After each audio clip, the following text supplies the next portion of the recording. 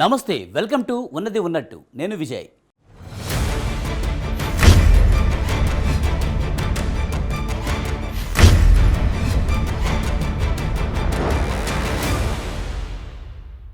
పాప్కార్న్పై ప్రపంచంలోనే అత్యధిక పన్నులు వేసి ప్రజల ముక్కులు పిండిన ఆర్థిక మంత్రి నిర్మలా సీతారామన్ బడ్జెట్తో మరోసారి దేశ ప్రజలను దగా చేశారు. పారిశ్రామికాభివృద్ధి పేరుతో బీజేపీ మిత్రులకు లక్షల కోట్లు లబ్ధి చేకూర్చేలా చేసిన ఆర్థిక మంత్రి పేదల విద్య, వైద్యం కోసం అరకొర నిధులు కేటాయించి మమ అనిపించారు. రూపాయి పతనం గురించి ఒక్కటంటే ఒక్క మాట కూడా మాట్లాడని విత్త మంత్రి ద్రవ్యోల్బణాన్ని ఎలా అరికడతామో ప్రజలకు వివరించే ప్రయత్నాలు చేయకుండానే ప్రసంగాన్ని ముగించారు.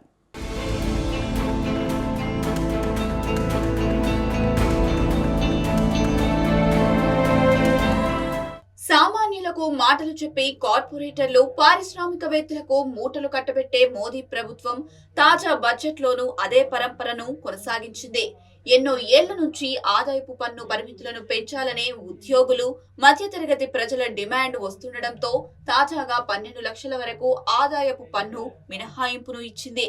ఆర్థిక సంవత్సరం 2025-26కు గాను 50,65,345 కోట్లతో వార్షిక బడ్జెట్ ను కేంద్ర ఆర్థిక శాఖ మంత్రి నిర్మలా సీతారామన్ శనివారం పార్లమెంట్లో ప్రవేశపెట్టారు. ఇందులో అధిక భాగం పారిశ్రామిక వర్గాలకే దక్కింది.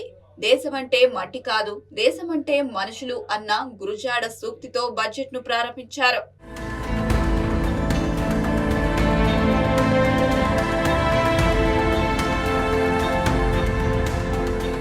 పేదలు, యువత, రైతులు, మహిళలకు ప్రత్యేక ప్రాధాన్యమిస్తామని మాటలు చెప్పారు కానీ వారికి ఇచ్చే కేటాయింపుల్లో భారీగా కోతపడ్డాయి. మరోవైపు ప్రభుత్వ రంగ సంస్థల్లోని 47,000 కోట్ల విలువ చేసే వాటాలను ప్రైవేటు, కార్పొరేట్ శక్తులకు విక్రయించాలని నిర్ణయించింది.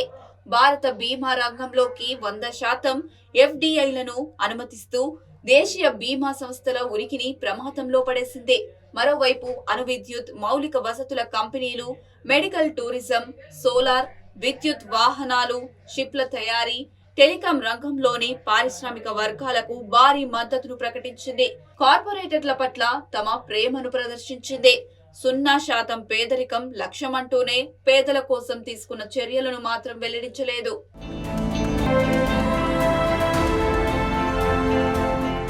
ఉదయం 11 గంటలకు బడ్జెట్ సమావేశాలు ప్రారంభం కాగానే విపక్షాలు ఆందోళనకు దిగాయి. ప్రయాగ్రాజ్లోని కుంభమేళా తొక్కిసలాట, మృతుల ఘటనపై తొలుత చర్చించాలని నినాదాలు చేశారు. సభ్యుల ఆందోళన మధ్యనే మంత్రి బడ్జెట్ ప్రసంగంను ప్రారంభించారు. తమ డిమాండ్ను అంగీకరించకపోవడంతో కాసేపటికే ప్రతిపక్షాలు సభ నుంచి వాకౌట్ చేశాయి. దాదాపు గంటపావు పాటు చేసిన ప్రసంగంలో అత్యధిక సమయం పరిశ్రమలు, వాటికి ప్రోత్సాహకాలపైనే మాట్లాడారు. సంస్కరణల పదాలను 30 సార్లు, పన్ను పదాన్ని 87 సార్లు, MSME పదాన్ని 15 సార్లు, ఎగుమతుల పదాన్ని 11 సార్లు వాడారు.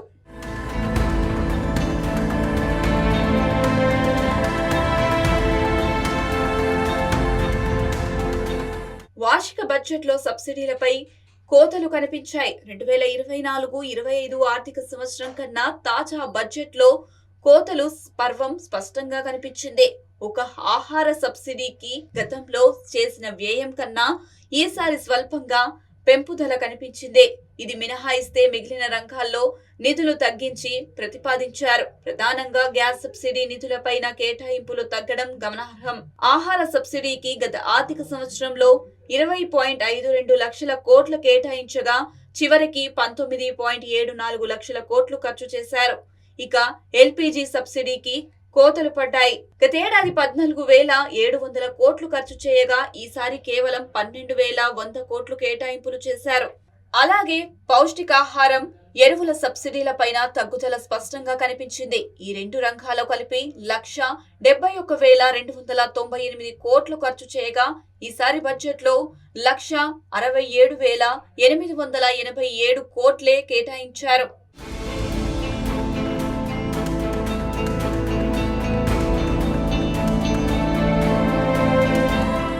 అలాగే పలు సంక్షేమ అభివృద్ధి పథకాలపై ఇచ్చే వడ్డీ రాయితీలు కూడా ఈసారి బడ్జెట్లో కుదించారు. అలాగే market intervention scheme, north east రాష్ట్రాల్లో పరిశ్రమలకు ఇచ్చే ప్రోత్సాహకాలపైన వేటు పడింది.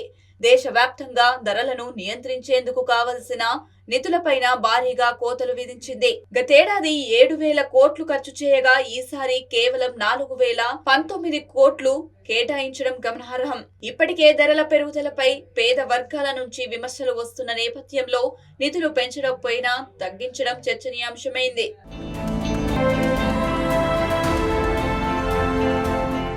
ఇక వ్యవసాయ రంగానికి ఆశించిన స్థాయిలో కేటాయింపులు జరగలేదు.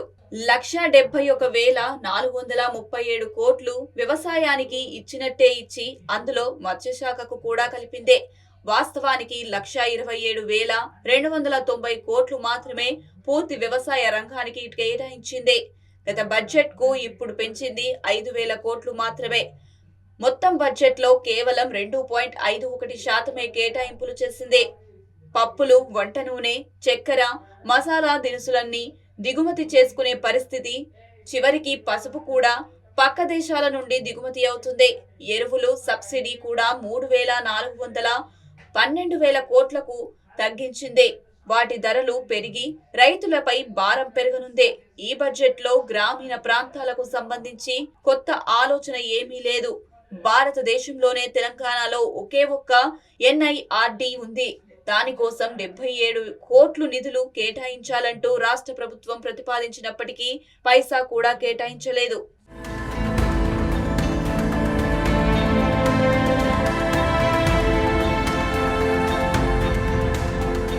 ప్రకృతి వ్యవసాయం వైపు కోటి రైతులను మళ్లిస్తామంటూ గొప్పలు చెప్పిన కేంద్రం బడ్జెట్ లో మాత్రం 616 కోట్లు మాత్రమే కేటాయించి చేతులు దులుపుకుంది. పీఎం కిసాన్ సమ్మాన్ యోజన ఊసెత్తలేదు.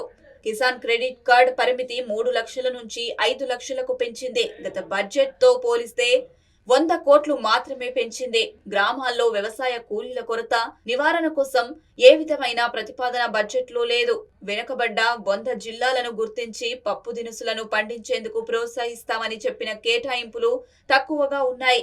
మద్దతు ధరలపై స్పష్టత ఇవ్వలేదు. గతంలో కేంద్ర ప్రభుత్వం తీసుకువచ్చిన 3 సాగు చట్టాలు తీసుకువచ్చి ప్రైవేటు మార్కెట్ ఊతమిచ్చేలా ఉంది.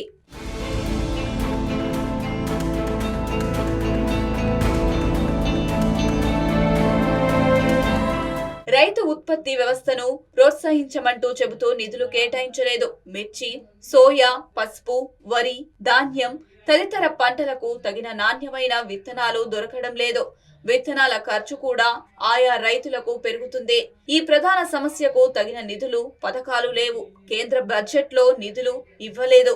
విత్తన రైతులు, విత్తనాలు కొనే రైతుల మీద విత్తన కంపెనీల దాష్టికం పెరుగుతుంది. కేంద్ర బడ్జెట్లో విద్యా వైద్యానికి కనీసం నిధులు కేటాయించలేదు. నిత్యావసర ధరలకు కళ్లెం వేయలేదు. విద్యారంగంలో కొఠారీ కమిషన్ సిఫార్సులు పట్టించుకోలేదు.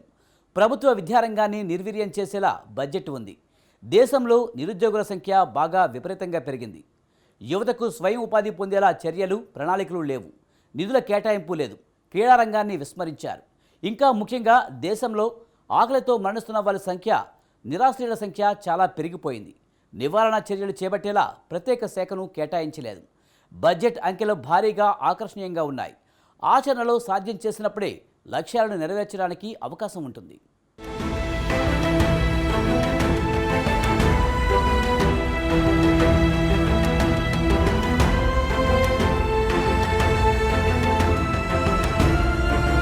పేదల ఆరోగ్యాన్ని మరోసారి కేంద్ర ప్రభుత్వం నిర్లక్ష్యం చేసింది. వైద్యం పేరుతో కార్పొరేట్ ప్రైవేట్ దోపిడీ పెరిగిన నేపథ్యంలో దాని నుంచి పేదలకు, మధ్యతరగతి ప్రజలకు భరోసా కల్పించవలసిన సర్కార్ ఆ దిశగా ప్రాధాన్యత ఇవ్వలేదు. కనీసం 5 నుంచి 10% వైద్యారోగ్య రంగానికి కేటాయింపులు జరపాలని ప్రజారోగ్య ఉద్యమకారులు, సంఘాలు అనేక సంవత్సరాలుగా చేస్తున్న డిమాండ్ను ఈసారి కూడా పెడిచెవిన పెట్టింది. 50 లక్షల కోట్లకు పైగా బడ్జెట్ ప్రవేశపెడితే అత్యంత కీలకమైన ప్రజల ఆరోగ్య రంగానికి 98,000 కోట్లతో సరిపెట్టింది. డిమాండ్ చేసిన కేటాయింపులకు మధ్య వ్యత్యాసం ఎక్కువగా ఉంది. దీంతో పేదల ఆరోగ్యానికి పెద్దగా మేలు కలిగేది ఏమీ లేదని నిపుణులు చెబుతున్నారు.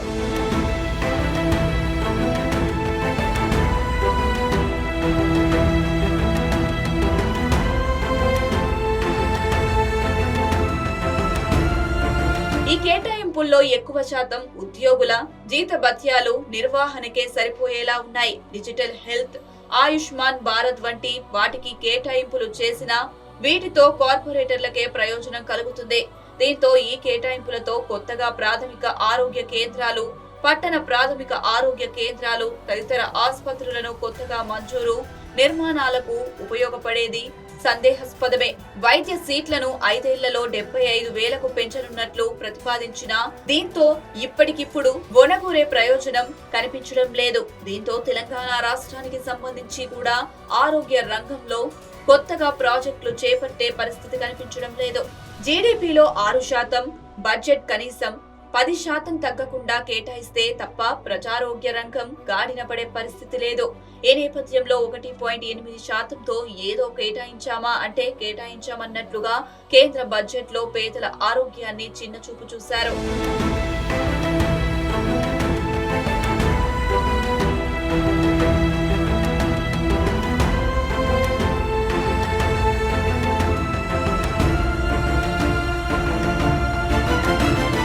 కేంద్ర బడ్జెట్ లో వైద్యారోగ్యానికి 1.23 లక్షల కోట్లు అంటూనే రికవరీ పేరుతో 27,000 కోట్లు తీసి నెట్ కేటాయింపులుగా 98,000 కోట్లు చూపించి అంకెల గారడీని ప్రదర్శించారు. ప్రజారోగ్య పరిరక్షణలో కీలక పాత్ర పోషించే క్షేత్రస్థాయి సిబ్బంది, ఆశా వర్కర్లు తదితర జీతాలు పెంచాల్సిన అవసరం ఉంది. అయితే అందుకు తగినట్టు ఈ బడ్జెట్ లో కేటాయింపులు కనిపించడం లేదు. డిజిటల్ హెల్త్, ఆయుష్మాన్ భారత్ వంటి వాటికి కేటాయించిన కేటాయింపులు కార్పొరేటర్లు, ప్రైవేటు రంగానికే ఉపయోగపడనున్నాయి. ప్రభుత్వ ఆరోగ్య రంగాన్ని నిర్లక్ష్యం చేసి ప్రైవేటీకరణను ప్రోత్సహించేలా కేంద్ర బడ్జెట్ ఉందని నిపుణులు విమర్శలు గుప్పిస్తున్నారు.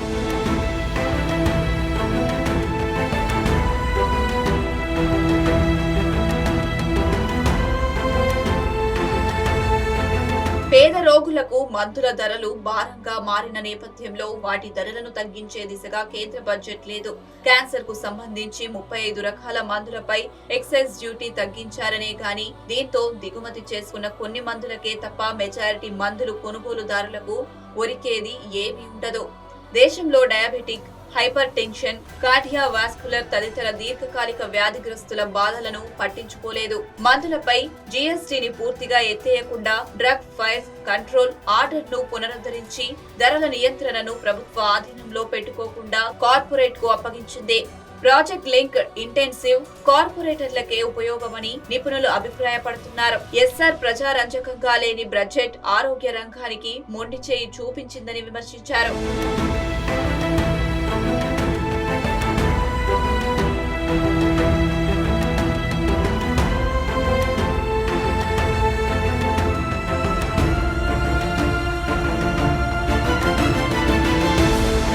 దేశవ్యాప్తంగా ప్రమాదకరంగా మారిన ఇన్ఫెక్షన్లను నివారించడంపై కేంద్ర బడ్జెట్ దృష్టి సారించలేదు. క్యాన్సర్ కు సంబంధించి స్క్రీనింగ్, ప్రివెన్షన్స్ పై మరింత శ్రద్ధ పెట్టాల్సిందే. ఆరోగ్యానికి పెను ప్రమాదంగా మారి ఎప్పుడైనా ఒక బాంబులా పేలే ప్రమాదమున్న యాంటీ మైక్రోబయల్ రెసిస్టెన్స్ MMR వ్యూహం కనిపించలేదు. ప్రాథమిక ఆరోగ్య సంరక్షణను నిర్లక్ష్యం చేశారు. కోట్లాది మంది అణగారిన వర్గాల వైద్య ఖర్చులను తగ్గించేందుకు తగిన పరిష్కారాలు చూపలేదు. బోధన సిబ్బంది, మౌలిక సదుపాయాల కల్పనను బలోపేతం చేయకుండా 10,000 మెడికల్ సీట్లను పెంచడం వైద్య విద్య నాణ్యతను దెబ్బతీస్తుంది. నాణ్యత లేకుండా విద్యా సంస్థల సంఖ్య పెంచితే భవిష్యత్తులో దేశ ఆరోగ్య సంరక్షణకు ఇబ్బంది వాటిల్లే ప్రమాదం ఉంది.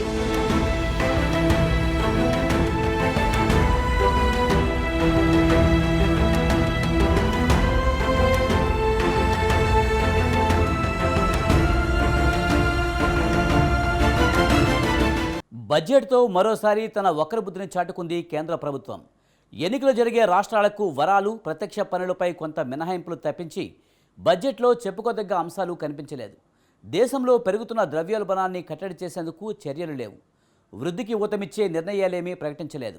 12 లక్షల వార్షిక ఆదాయం వరకు ఆదాయపు పన్ను మినహాయింపు ఇచ్చి వేతన జీవికి కొంత ఊరట కలిగించినా దేశంలో ప్రతి పౌరుడిపై పడే పరోక్ష పన్నుల మోతను మాత్రం తగ్గించే ప్రయత్నం జరగలేదు. మందగమనంలో ఉన్న దేశ ఆర్థిక వ్యవస్థను దారిలో పెట్టే ప్రయత్నాలు బడ్జెట్లో కనిపించడం లేదనే అభిప్రాయాలు వ్యక్తమవుతున్నాయి.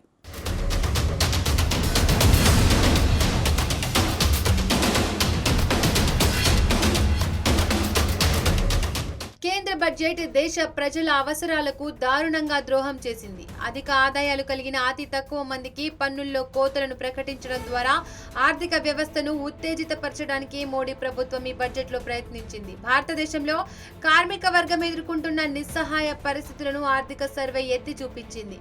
గత 5 ఏళ్లుగా ఆదాయాల్లో తగ్గుదలను ప్రముఖంగా పేర్కొనగా ఈ బడ్జెట్ మాత్రం ప్రభుత్వ వ్యయాల్లో కోతలపై ప్రధానంగా దృష్టి పెట్టింది.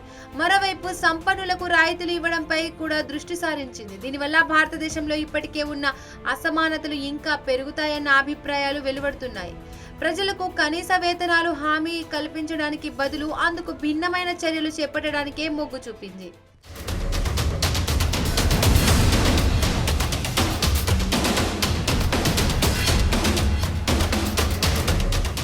ప్రైవేటు పెట్టుబడులను ప్రోత్సహించడం ద్వారా సంపన్నుల వల్ల మరింత పెద్ద మొత్తంలో సంపద పోగుపడాలని కోరుకుంటుంది. ఇందుకోసం ప్రభుత్వ ఆస్తులు, ప్రభుత్వ వ్యయాలను కూడా వారి సేవలో ఉంచుతుంది. బీమా రంగంలో 100% FDIని ప్రవేశపెట్టాలని ఈ బడ్జెట్లో ప్రభుత్వం ప్రతిపాదించింది. అలాగే విద్యుత్ రంగాన్ని ప్రైవేటీకరించాలని కూడా భావిస్తోంది. జీడీపీలో వ్యయాన్ని శాతంగా చూపించినట్లయితే మరోసారి కోత పడింది. 2020-21 నుండి ప్రతి ఏటా ఇలా జరుగుతూనే ఉంది. 2024-25లో వ్యయం 14.6% ఉండగా 2025-26లో 14.2% తగ్గింది. పైగా ప్రభుత్వం ఆర్భాటంగా చెబుతున్న దానికి పూర్తి భిన్నంగా జరుగుతోందని బడ్జెట్ పత్రాలను బట్టి చూస్తే తెలుస్తోంది. వాస్తవానికి బడ్జెట్లో ఖర్చు చేస్తామని హామీ ఇచ్చిన దానికన్నా దాదాపు 1,00,000 కోట్ల రూపాయలు తక్కువగా గతేడాది ఖర్చు పెట్టారు. మరో మాటలో చెప్పాలంటే హామీలు ఇచ్చిన మేరకు కూడా ప్రభుత్వం ఖర్చు పెట్టినందుకు ఒక అరకొర కేటాయింపులు కూడా పూర్తి స్థాయిలో అమలు కావడం లేదు. బడ్జెట్లో పేర్కొన్న గణాంకాలతో పోలిస్తే గతేడాది కేంద్ర ప్రభుత్వం రాష్ట్రాలకు 1,12,000 కోట్ల మేరకు బదలాయింపు, కేంద్ర ప్రాయోజిత పథకాలకు ఇచ్చే నిధులను 90,000 కోట్ల మేరకు తగ్గించగా రాష్ట్ర సంఘం ఇతర బదలాయింపుల ద్వారా రావాల్సిన మొత్తాలను 22,000 కోట్లు తగ్గించారు. ఆ రకంగా సమైక్యవాదం సూత్రాలను నీరుగార్చడాన్ని, రాష్ట్రాల హక్కులపై దాడులు జరపడాన్ని బడ్జెట్ ప్రతిబింబించింది.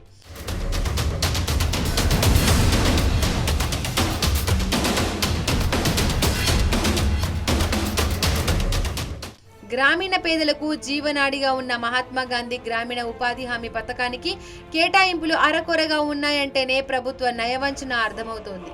డిమాండ్ పెరిగినప్పటికీ కేటాయింపులు మాత్రం 86,000 కోట్ల రూపాయల దగ్గరే స్తబ్దుగా ఉన్నాయి. ఇది గ్రామీణ పేదలపై క్రూరంగా దాడి చేయడమే కాదు, 100 రోజులు పని కల్పించాలన్న చట్టబద్ధమైన హక్కుపై అత్యంత దారుణంగా దాడి చేయడమేనని నిపుణులు అంటున్నారు.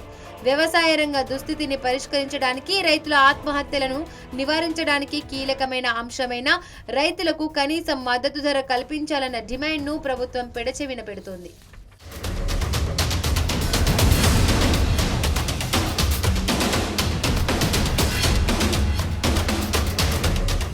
పన్ను మినహాయింపు పరిమితిని 12 లక్షల రూపాయలకు పెంచడం ద్వారా మధ్యతరగతి ప్రజలకు సాయం చేస్తున్నామన్న ప్రచారం చాలా జరుగుతోంది. వ్యక్తిగత ఆదాయ పన్నులో తీసుకువచ్చిన ఈ మార్పుల వల్ల మధ్యతరగతి ప్రజలు పొందే ప్రయోజనం దేశ జనాభాలో 1% కన్నా తక్కువ మంది ఉండే సంపన్న వర్గం పొందే ప్రయోజనాల కన్నా చాలా తక్కువగా ఉండనుంది. ఆదాయ పన్ను రాయితీల కారణంగా ప్రభుత్వానికి వచ్చే నష్టం 1,00,000 కోట్లలో ప్రధాన వాటా పొందేది కూడా వారే కానున్నారు. అన్నిటికంటే ముఖ్యంగా ఆదాయ పన్నును స్లాబ్ రేట్లను పెంచరాదని ప్రభుత్వం నిర్ణయించింది. దీన్ని దిగువ మధ్యతరగతి వర్గాల పన్ను భారం తగ్గింపుతో కలిపి ఉంటే బాగుండేది.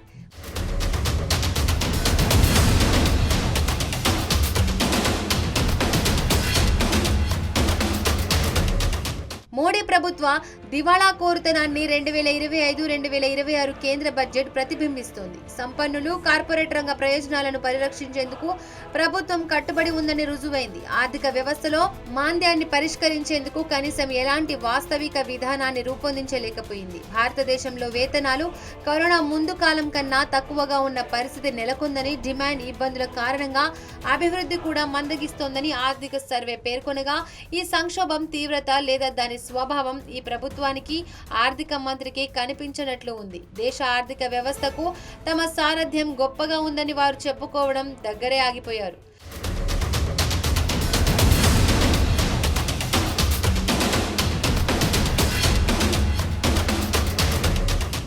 ఈ ఏడాది చివర్లో బీహార్లో శాసనసభ ఎన్నికలు జరగనున్న నేపథ్యంలో కీలక మిత్రపక్షమైన జేడీయూని ప్రసన్నం చేసుకునేందుకు ఆ రాష్ట్రంపై వరాల జల్లులు కురిపించారు. ఆమె తన బడ్జెట్ ప్రసంగంలో బీహార్ పేరును 6 సార్లు ప్రస్తావించారు. పనిలో పనిగా ఉత్తర బీహార్ను గుర్తు చేశారు.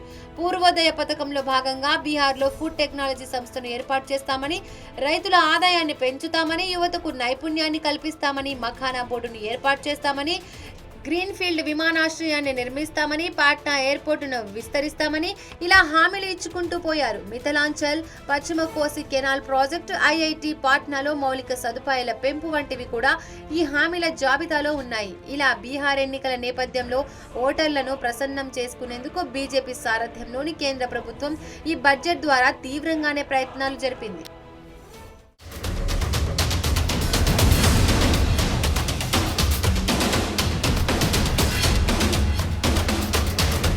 బడ్జెట్ నేపథ్యంలో శనివారం కూడా స్టాక్ మార్కెట్ను నిర్వహించారు. అయితే బడ్జెట్ మార్కెట్ను అనేక కుదుపులకు గురిచేసింది. కీలక స్టాక్లు నేలచూపులు చూశాయి.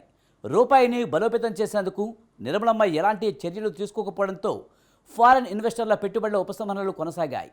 ఓవైపు బడ్జెట్ చదువుతుండగానే మరోవైపు రూపాయి మరింత పతనమవుతూ మార్కెట్ను తీవ్ర స్థాయిలో ప్రభావితం చేసింది.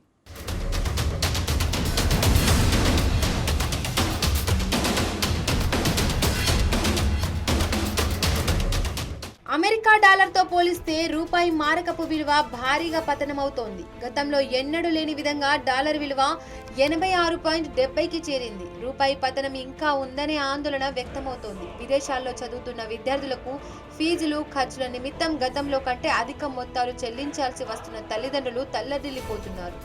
నిత్యావసర వస్తువుల ధరలు మండిపోతున్నాయి. స్టాక్ మార్కెట్లు కుదేలవుతూ లక్షల కోట్ల మేర మదుపరుల సంపద ఆవిరైపోతుంది. దిగుమతులు ఖరీదైపోతున్నాయి. ఈ పరిస్థితి ఎంతకాలం ఉంటుందనే విషయాన్ని ఎవరూ చెప్పలేకపోతున్నారు. అమెరికా అధ్యక్షుడిగా బాధ్యతలు తీసుకున్న వెంటనే ట్రంప్ ప్రకటిస్తున్న నిర్ణయాల వల్ల డాలర్ ఇంకా బలపడి వర్ధమాన దేశాల కరెన్సీలు బలహీనపడే పరిస్థితి ఉందని పరిశ్రమ వర్గాలు పేర్కొంటున్నాయి.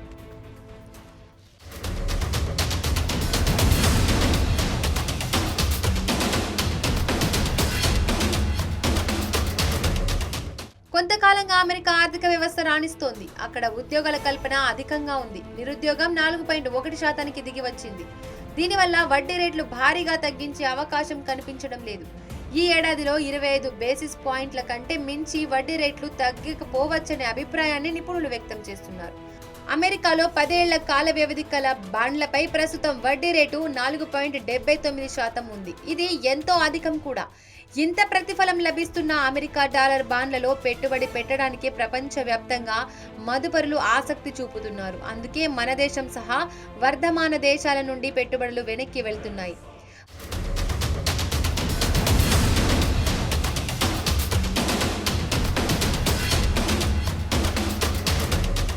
మన స్టాక్ మార్కెట్లో విదేశీ సంస్థాగత మదుపరులు 5 నెలలుగా భారీగా తమ షేర్లు విక్రయించి పెట్టుబడులు వెనక్కి తీసుకెళ్తున్నారు.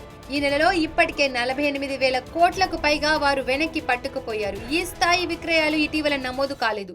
దీనివల్ల డాలర్లకు డిమాండ్ పెరిగి రూపాయి బలహీన పడుతోంది. అంతర్జాతీయ మార్కెట్లో ముడి చమురు ధర పెరుగుతోంది. దీనివల్ల దిగుమతి బిల్లు భారం అధికమై దేశానికి ఆర్థిక లోటు తీవ్రమవుతోంది. రూపాయి విలువ క్షీణించడానికి ఇది మరొక కారణం. మన దేశంలో ఆర్థిక పరిస్థితులు అననుకూలంగా ఉన్నాయి. జూలై, సెప్టెంబరు త్రైమాసికంలో జీడీపీ వృద్ధి అంచనాల కంటే బాగా తక్కువగా నమోదైంది. మరోపక్క ద్రవ్యోల్బణం పెరగడంతో కార్పొరేట్ సంస్థల ఆదాయాలు, లాభాలు తగ్గుతున్నాయి. ఆర్థిక కార్యకలాపాలు మందగించి ఉద్యోగాల్లో కోత, సరుకుల సరఫరా తగ్గడం వంటి సవాళ్లు ఎదురవుతున్నాయి. ఇవన్నీ రూపాయి విలువ క్షీణించడానికి దోహదపడుతున్నాయి.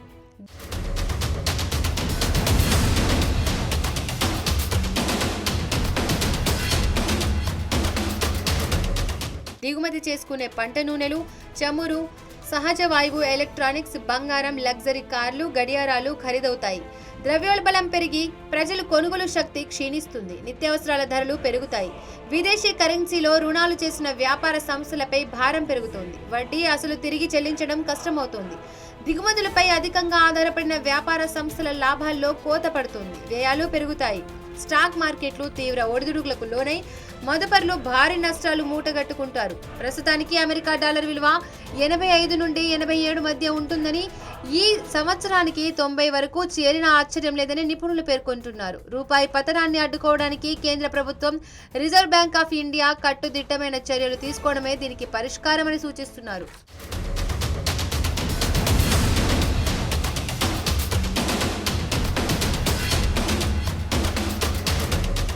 రూపాయి పతనాన్ని అరికట్టేందుకు చర్యలు తీసుకుంటున్నట్లు ఆర్బీఐ చెబుతున్నప్పటికీ ఎలాంటి ఫలితం కనిపించడం లేదు. వర్తమాన ఆర్థిక సంవత్సరంలో డాలరుకు 84 దాటకుండా చూడాలని లక్ష్యంగా చెబుతున్నప్పటికీ ఇప్పటికే 86 వరకు రావడాన్ని చూసాం.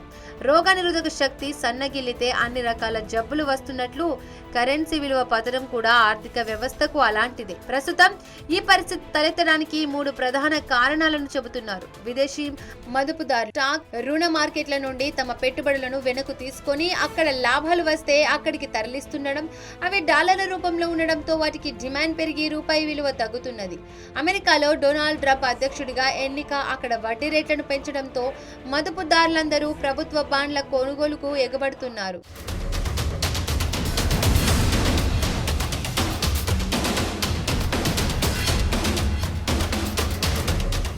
మోడీని ఆయన భక్తులు విశ్వగురువుగా కీర్తిస్తున్నప్పటికీ ఉక్రెయిన్ సంక్షోభం, మధ్యప్రాచ్యం, పశ్చిమాసియాలో ఉద్రిక్తతలు, తమకు లొంగని దేశాలపై ట్రంప్ బెదిరింపులు, వాణిజ్య పోరు వంటి అనేక సమస్యలు కూడా అనేక దేశాల కరెన్సీల విలువ పతనానికి కారణమవుతున్నాయి.